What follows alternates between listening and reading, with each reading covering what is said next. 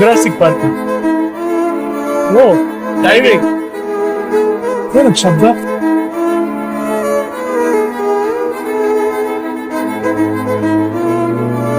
ಇಷ್ಟು ದೊಡ್ಡ ಬೆಟ್ಟ ಅಂತ ಗೊತ್ತೇ ಇರಲಿಲ್ಲ. ತಂದೆಯವ್ರ ಹುಟ್ಟಿನ ಮೇಲೆ ತೋರಿಸ್ತಾರೆ. ನಮಸ್ಕಾರ ಎಲ್ಲರಿಗೂ. ಈ ವಿಡಿಯೋದಲ್ಲಿ ನಾವು B.Ed ಗೌರ್ಮೆಂಟ್ ಸೀಟ್ ಅಡಿಯಲ್ಲಿ ಬರುವಂಥ ಆನ್ಲೈನ್ ಅಪ್ಲಿಕೇಶನ್ ನೋಟಿಫಿಕೇಶನ್ ಏನೇ ಬಿಟ್ಟಿದ್ದಾರೆ ಅದರ ಬಗ್ಗೆ ಯಾವ ರೀತಿ ಲಾಸ್ಟ್ ಡೇಟ್ ಯಾವಾಗಿದೆ, ಯಾವ ರೀತಿ ಅಪ್ಲಿಕೇಶನ್ ಹಾಕ್ಬೇಕು ಅನ್ನೋದು ಈ ವಿಡಿಯೋದಲ್ಲಿ ನೋಡೋಣ. ಅಫಿಷಿಯಲ್ ಗೌರ್ಮೆಂಟಿಂದ ಒಂದು ನೋಟಿಫಿಕೇಶನ್ ಬಿಟ್ಟಿದ್ದಾರೆ. ಏನಂದರೆ B.Ed ಸರ್ಕಾರಿ ಕೋಟಾದಡಿ ಅಂದರೆ government seat quota application start ಆಗಿದೆ. ಯಾವ ರೀತಿ ಹಾಕ್ಬೇಕು ಅನ್ನೋದು ಈ ವಿಡಿಯೋದಲ್ಲಿ ನೋಡೋಣ. ಸೊ ಫಸ್ಟ್ ನಾವು schooleducation.go.in ಓಪನ್ ಆದಾಗ ಈ ಥರ ಇಂಟರ್ಫೇಸ್ ಕಾಣುತ್ತೆ. ಸೊ ಇದರಲ್ಲಿ 3 ಆಪ್ಷನ್ ಇದೆ. ಒಂದೇದು ಪ್ರಕಟಣೆ ಅಂದರೆ ನಿನ್ನೆ ನೋಟಿಫಿಕೇಶನ್ ಬಿಟ್ಟಿದಾರಲ್ಲ ಅದು ಸಿಗುತ್ತೆ. Second one B.Ed notification. B.Ed notification ಇದನ್ನು ನೀವು ರೂಲ್ಸ್ ಆ್ಯಂಡ್ ರೆಗ್ಯುಲೇಷನ್ಸ್ ಯಾವ ರೀತಿ ಯಾವ ಡಾಕ್ಯುಮೆಂಟ್ಸ್ ಬೇಕು ಎಲ್ಲ ಕೊಟ್ಟಿದ್ದಾರೆ. ಇನ್ನೊಂದೇನೆಂದರೆ B.Edಗೆ ಬೇಕಾಗಿರೋಂಥ ಡಾಕ್ಯುಮೆಂಟ್ಸ್ ಆನೆಕ್ಸ್ ಪ್ರಕಾರ ಏನೈತೆ ಅಂದರೆ ಸ್ಟಡಿ ಸರ್ಟಿಫಿಕೇಟ್ ಬೇಕು. ಅಂದರೆ ನೀವು ಕಂಪಲ್ಸರಿ 7 ವರ್ಷ ಕರ್ನಾಟಕದಲ್ಲಿ ಕಲ್ತಿರಬೇಕು.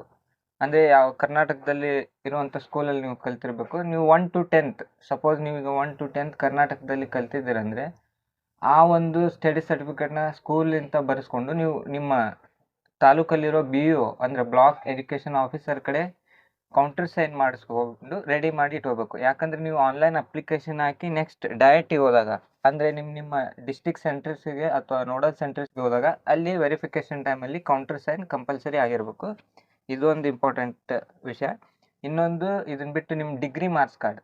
ಈಗ ಸಪೋಸ್ NEP ಇರ್ಬೋದು, CBCS ಇರ್ಬೋದು. ಸಪೋಸ್ ನಿಮ್ಮ ಮಾರ್ಕ್ಸ್ ಕಾರ್ಡ್ ಬಂದಿಲ್ಲ ಅಂದರೆ ನೀವು ಪಾಸ್ಔಟ್ ಆಗಿದ್ದೀರಿ, ನಿಮ್ಮದು ಆನ್ಲೈನಲ್ಲಿ ನಿಮ್ಮ ಮಾರ್ಕ್ಸ್ ಕಾರ್ಡ್ ಐತಿ, but original marks card university ಅಂತ ನಿಮಗೆ ಡಿಸ್ಟ್ರಿಬ್ಯೂಟ್ ಆಗಿಲ್ಲ ಅಂದರೆ ನೀವು ಆನ್ಲೈನಲ್ಲಿ ಬಂದಿರೋಂಥ ಮಾರ್ಕ್ಸ್ ಕಾರ್ಡ್ನ ನಿಮ್ಮ ಯೂನಿವರ್ಸಿಟಿಗೆ ಹೋಗಿ ಅಲ್ಲಿ ನೀವು ಏನು ಮಾಡಬೇಕು, ಕೌಂಟರ್ ಸೈನ್ನ ಮಾಡಿಸ್ಕೊಂಬರ್ಬೇಕು. ಅಂದರೆ ನೀವು ಕಲ್ತಿರುವಂಥ ನಿಮ್ಮ ಸರ್ಟಿಫಿಕೇಟ್ಸ್ ಒರಿಜಿನಲ್ ಅಂತ ಪ್ರೂವ್ ಆಗೋದಕ್ಕೆ. ಇದು ಯಾಕೆ ಬೇಕಂದರೆ ನೀವೇನು ಈಗ ಆನ್ಲೈನ್ ಅಪ್ಲಿಕೇಶನ್ ಹಾಕುವ ಟೈಮಲ್ಲಿ ನೀವೇನು ಡಾಕ್ಯುಮೆಂಟ್ಸ್ ಅಪ್ಲೋಡ್ ಮಾಡ್ತಿರಲ್ಲ, ನೆಕ್ಸ್ಟ್ ನೀವು ವೆರಿಫಿಕೇಷನ್ಗೆ ಹೋಗ್ಬೇಕು ನಿಮ್ಮ ನೋಡಲ್ ಸೆಂಟ್ರಿಗೆ. ಅಂದರೆ ನೀವು ಕೊಟ್ಟಿರುವಂಥ ಎಲ್ಲ ಡಾಕ್ಯುಮೆಂಟ್ಸ್ ಒರಿಜಿನಲ್ ಇದೆ, ಅಷ್ಟೇ ಮಾರ್ಕ್ಸ್ ಬಂದಿದೆ ಅಂತ. ಸೊ ಅದಕ್ಕೋಸ್ಕರ ನೀವೇನು ಮಾಡ್ಬೇಕಂದ್ರೆ ನಿಮ್ಮ ಒರಿಜಿನಲ್ ಮಾರ್ಕ್ಸ್ ಕಾರ್ಡ್ ಬಂದಿಲ್ಲ ಅಂದರೆ ನೀವು ನಿಮ್ಮ ಆನ್ಲೈನ್ ಮಾರ್ಕ್ಸ್ ಕಾರ್ಡ್ಗೆ ಯೂನಿವರ್ಸಿಟಿಯಿಂದ ಕೌಂಟರ್ ಸೈನ್ ಮಾಡಿ ರೆಡಿ ಇಟ್ಕೋಬೇಕು.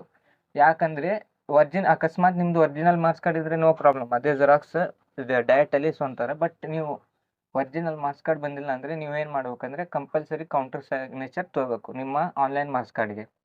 ನೆಕ್ಸ್ಟ್ ಇನ್ನೊಂದು ಏನಂದರೆ ಗ್ರಾಮೀಣ ಅಭ್ಯರ್ಥಿ ಇರ್ಬೋದು, ನೆಕ್ಸ್ಟ್ ಮಾಜಿ ಸೈನಿಕ ಅಭ್ಯರ್ಥಿ ಇರ್ಬೋದು, ಈ ಟೈಪ್ ರಿಸರ್ವೇಷನ್ ಇದೆ. ಆ ರಿಸರ್ವೇಷನ್ ಅಂದರೆ ಆಯಾ ಕೋಟಾಕ್ಕೆ ನೀವು ಹೋಗ್ಬೇಕಂದ್ರೆ ಅದ್ರ ಸಂಬಂಧಪಟ್ಟ ಡಾಕ್ಯುಮೆಂಟ್ಸ್ ಇರಬೇಕು. ಸಪೋಸ್ ನೀವು ಗ್ರಾಮೀಣ ಅಭ್ಯರ್ಥಿ ಅಂತ ಅದರ ಕೋಟಾದಲ್ಲಿ ಹಾಕ್ಬೇಕಂದ್ರೆ ಅದ್ರ ಸಂಬಂಧಿಸಿದ ಡಾಕ್ಯುಮೆಂಟ್ ಅಂದರೆ ನೀವು ಗ್ರಾಮೀಣ ಪ್ರದೇಶದಲ್ಲೇ ವ್ಯಾಸಂಗ ಮಾಡಿರುವಂಥ ವ್ಯಾಸಂಗ ಪ್ರಮಾಣ ಪತ್ರ ಇರ್ಬೋದು, ಇವನ್ನೆಲ್ಲ ನೀವು ರೆಡಿ ಮಾಡಿ ಇಟ್ಕೋಬೇಕು.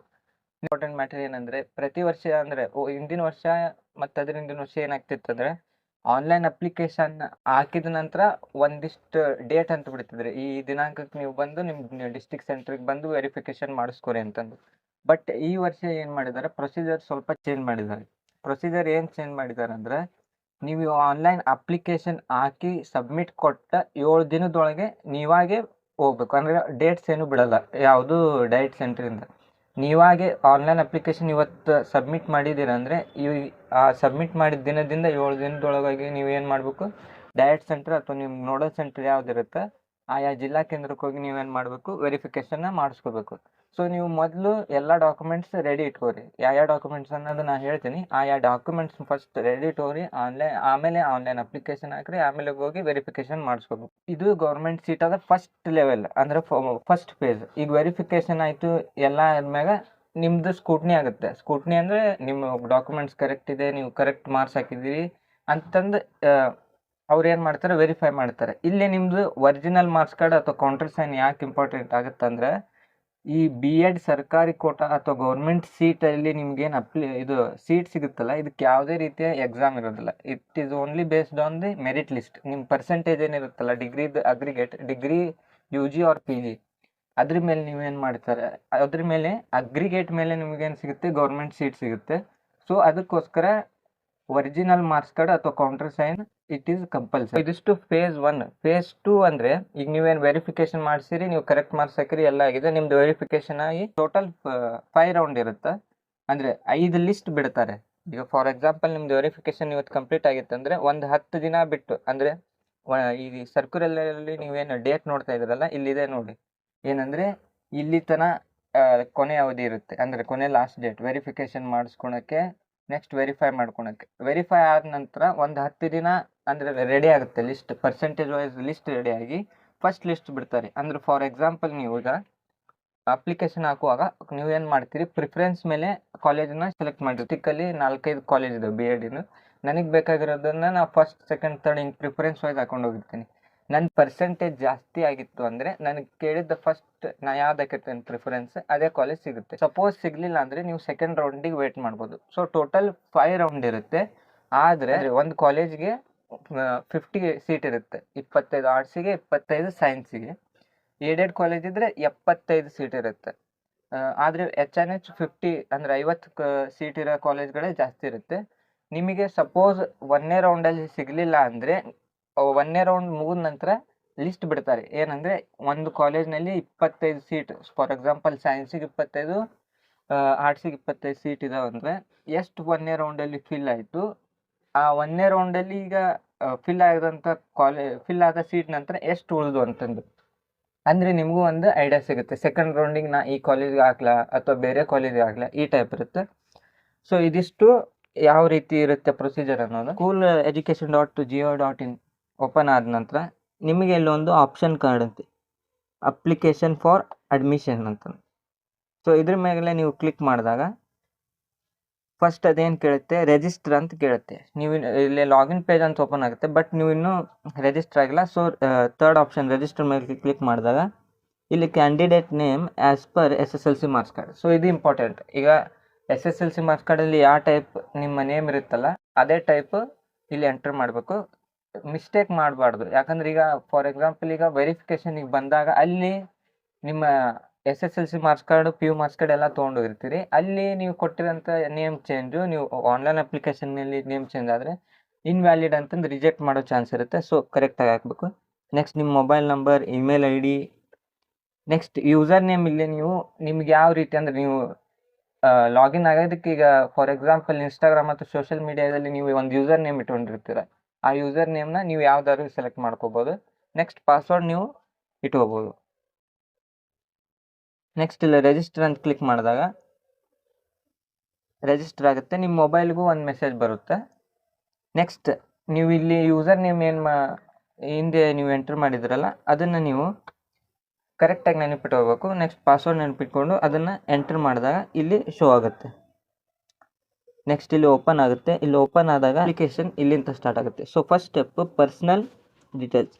ಇಲ್ಲೂ ಕೂಡ ನೀವು name of the candidate as per SSLC marks card, ನಿಮ್ಮ ಹೆಸರು, ನಿಮ್ಮ ತಂದೆ ಹೆಸರು, ನಿಮ್ಮ ತಾಯಿ ಹೆಸರು ಆ್ಯಸ್ ಪರ್ SSLC ಮಾರ್ಕ್ಸ್ ಕಾರ್ಡ್ನೇ ಫಿಲಪ್ ಮಾಡಬೇಕು.